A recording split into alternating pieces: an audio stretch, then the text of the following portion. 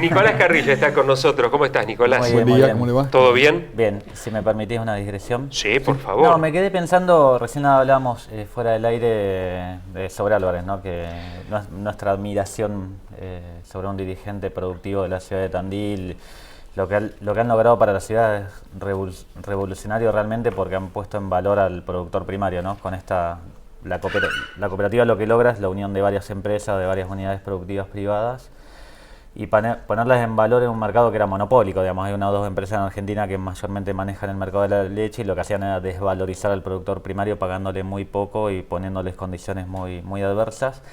Y lo que logra una cooperativa es el valor agregado local y la exportación, que es algo que necesita mucho la Argentina. Y él decía, recién creo que también lo dijo fuera del aire, las condiciones que permite una economía estable como la actual, ¿no?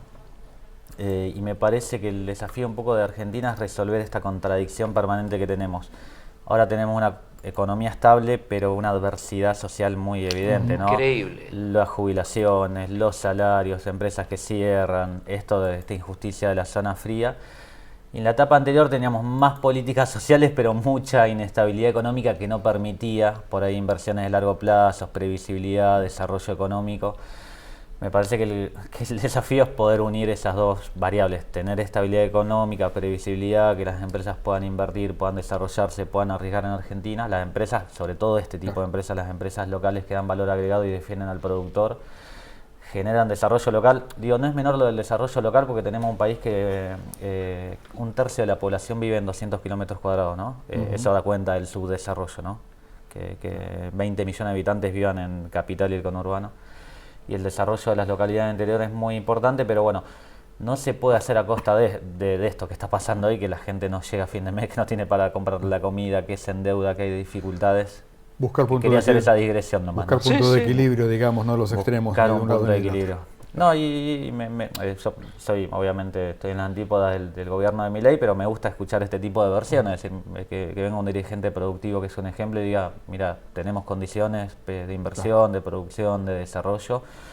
Me interpela, ¿no? También decir, bueno, no todo es blanco-negro, no todo es malo en sí mismo, hay cosas para rescatar seguramente, y por algo la ciudadanía eligió este gobierno, pero bueno, también está el lado B que tenemos que atender y observar, y lo de la zona fría es un ejemplo de tantos otros que venimos sufriendo, ¿no? Lo que dijiste vos, como decís vos, interpela, pero también uno piensa cuándo, si ese famoso derrame existe, que tengo ciertas dudas al respecto, pero si esas condiciones que hoy están bien en la macro y que pueden beneficiar a cooperativas, ni siquiera estamos hablando de empresas, a cooperativas como la que representa Álvarez, cuando eso se convertirá en beneficio para trabajadores, jubilados, para la clase media.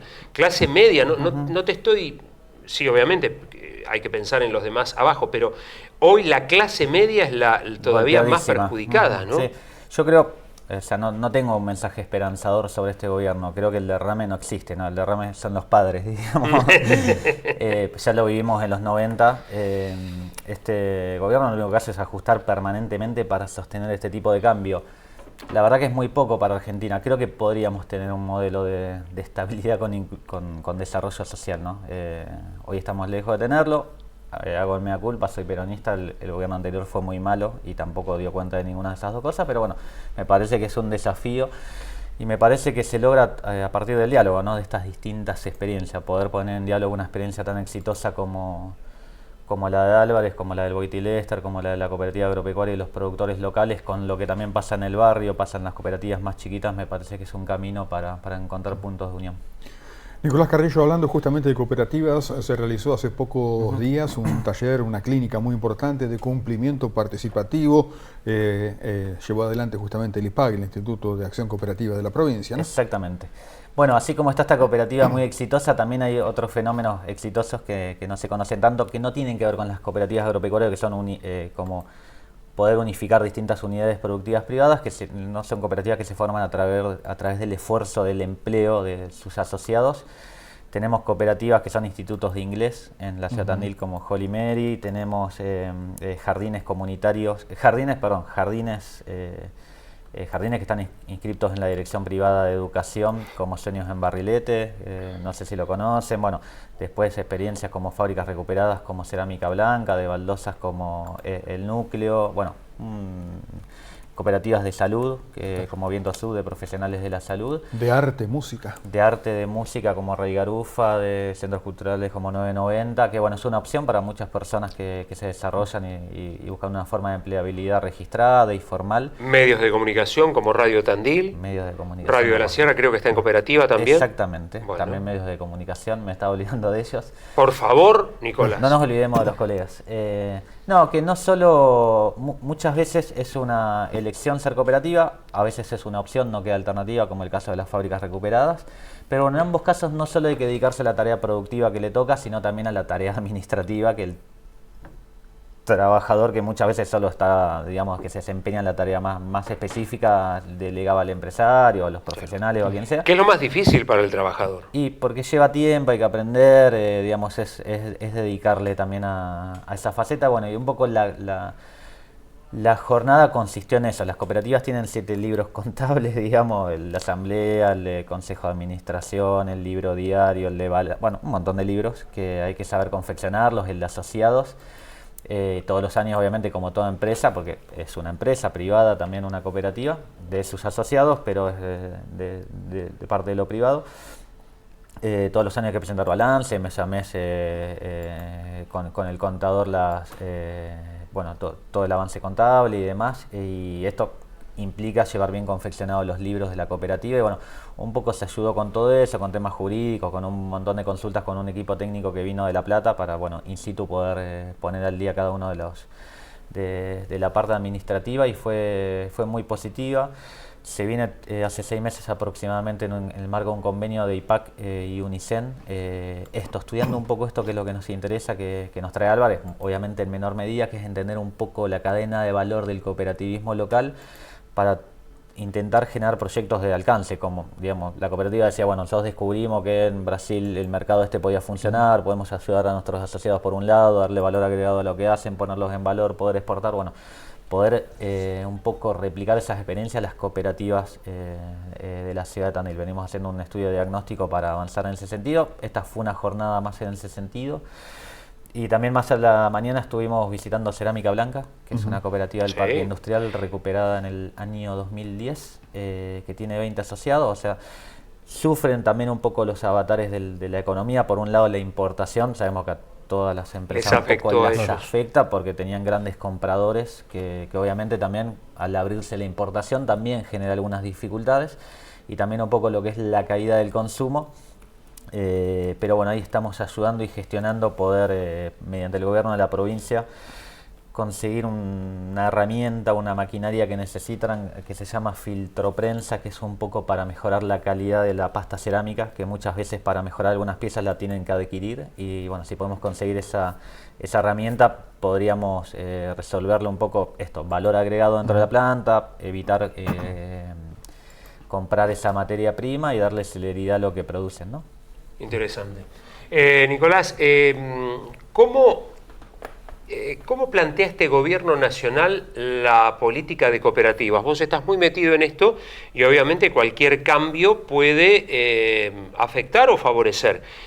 ¿Hay algo marcado en este sentido, así como hay cuestiones beneficiosas, otras muy perjudiciales? ¿Cómo lo ves en el sentido de las cooperativas? Mira, como todo gobierno, yo creo que es heterogéneo, ¿no? ¿Qué quiero decir que es heterogéneo? Que si vas a la línea dura de Milei, que está formado en la economía de los austríacos, ¿no? de esa corriente económica, descreería totalmente el del fenómeno cooperativo porque cree que es un curro, un invento, o sea, todo lo que sea asociarse y colaborativo lo ve en sí como negativo porque piensa que todas las relaciones se dan a partir de la competencia, no de la colaboración.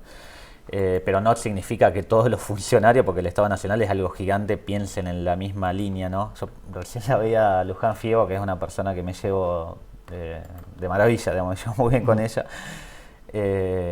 Y pienso por ahí en Gonzalo Santamarina, que viene del peronismo, no creo que se haya, digamos, que la fe de los conversos lo haya llevado a ser austríaco, debe todavía tener algunas cosas de solidaridad, de empatía, ¿no?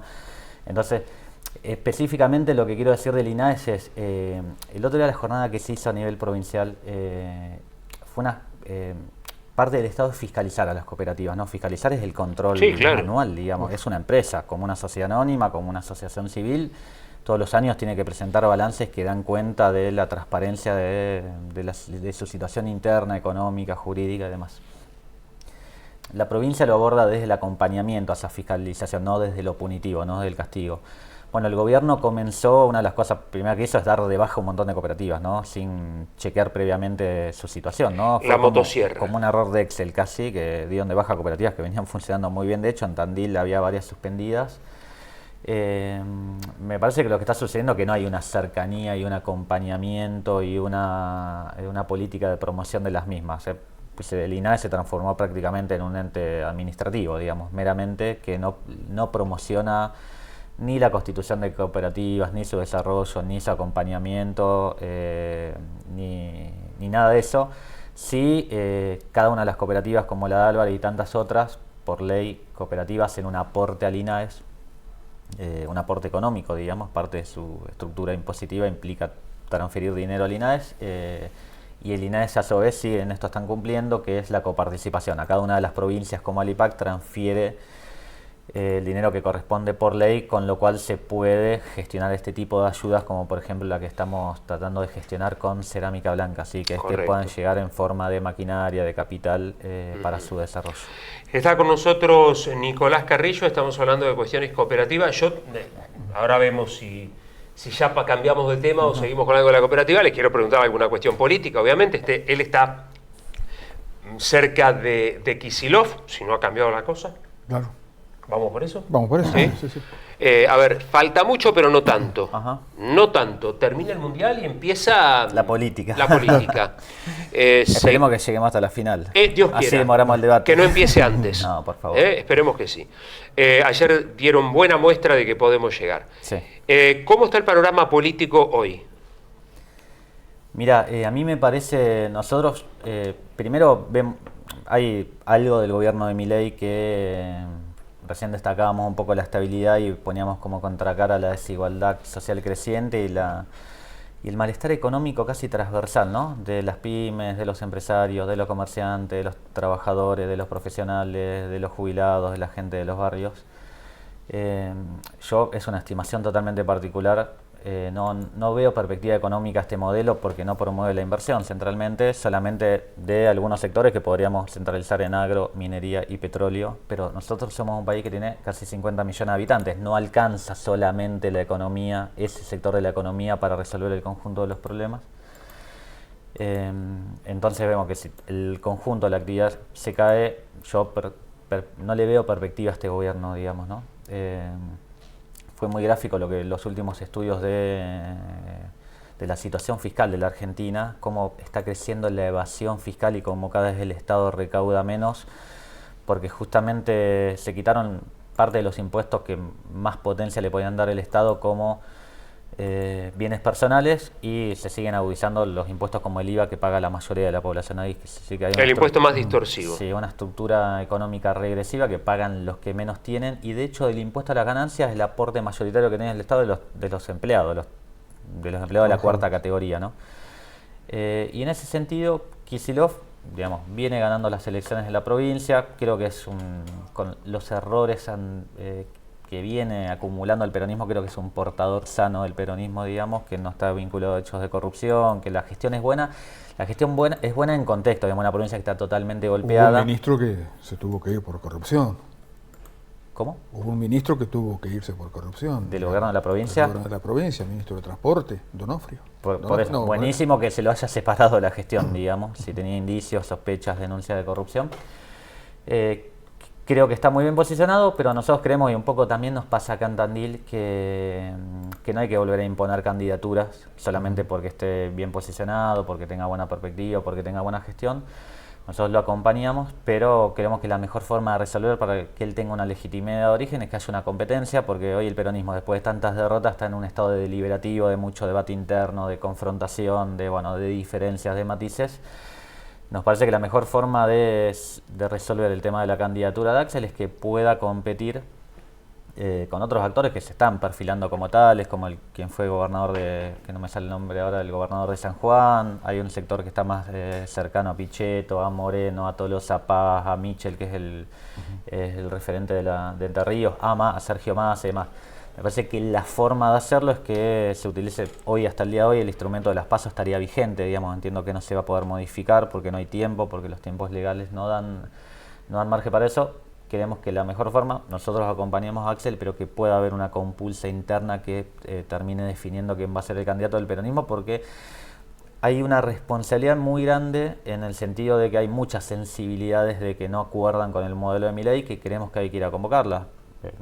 Caso de Tandil, vemos un radicalismo cada vez más distanciado de la figura presidencial. ¿No? Los primeros años hubo mucho silencio sobre eso, ahora hay muchos matices. Bueno, creo que Axel tiene capacidad de convocar a todos esos sectores para una gran interna para competirle al gobierno libertario. Bueno, pero el problema del otro lado está Cristina y la Cámpora. Y acá en Tandil en particular, digamos, la persona fuerte, entre comillas, es Rogelio Iparraguirre, fiel representante de la Cámpora. Digo, en Tandil se da una situación diferente y puntual. ¿Qué pensás de esto? Yo voy a hacer un diagnóstico más que un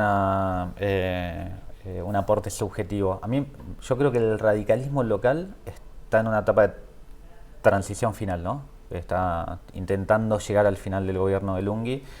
El gobierno de Lunghi tuvo algunas fortalezas, que era la iniciativa, en los primeros años que creo que la perdió, el crecimiento económico que en Argentina ya no existe, era una parte de la fortaleza del radicalismo, y que lograba reunir en la ciudad de Tandil además como una sensibilidad digamos, quien no era peronista, ponía el voto por Lunghi. Bueno, eso hoy se le ocupó el espacio de Luján, de Gonzalo Santamarina, ¿no? Entonces me parece que está en una crisis muy grande y que la división del electorado le da una oportunidad histórica al peronismo de consagrarse con la intendencia. Y lo mismo que digo para Axel, lo veo para Rogelio, que es, obviamente, como Axel es la figura más potente en la ciudad de Tandil, pero creo que es momento de abrazar a todos los actores y creo que el escenario ideal para la competencia del año que viene va a ser que se pueda dirimir en una competencia interna con el instrumento de las PASO para poder tener la mayor potencia posible en una oportunidad que es histórica para el peronismo de la ciudad de Tandil. Considera que el tandilense dejó de votar con el bolsillo, digamos, porque si vamos a votar con el bolsillo, como muchas veces se dice que se vota,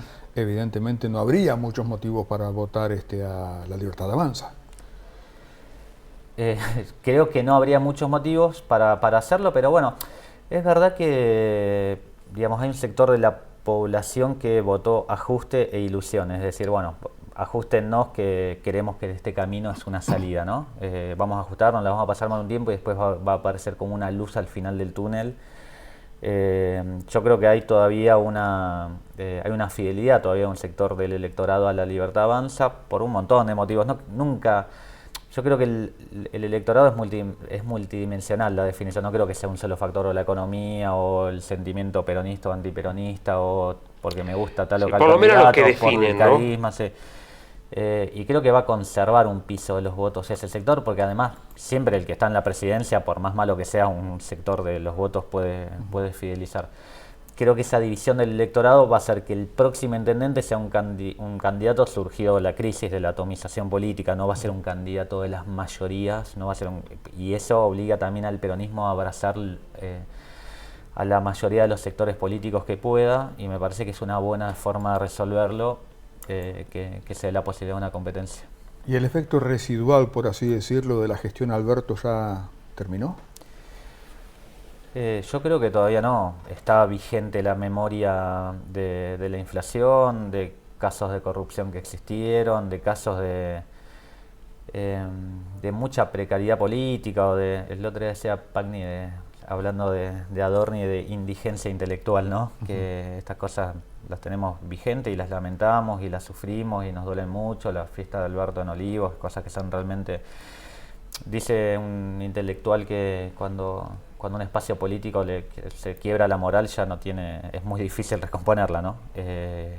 Y hubo muchas deficiencias en ese sentido, pero me parece que nuestra generación tiene otra oportunidad, que no tuvieron otras etapas históricas del peronismo. Los del 45 no la tuvieron porque tuvieron un golpe de Estado, los del 73 tampoco por lo mismo. y creo que nuestra generación tiene otra oportunidad y que Axel es un fiel exponente de eso. Gracias, Nicolás, por molestarte hasta acá cada vez que te convocamos. Gracias a ustedes por el lugar, por favor. Muchas gracias. Muy amable. Nicolás Carrillo, charlando de todo un poco.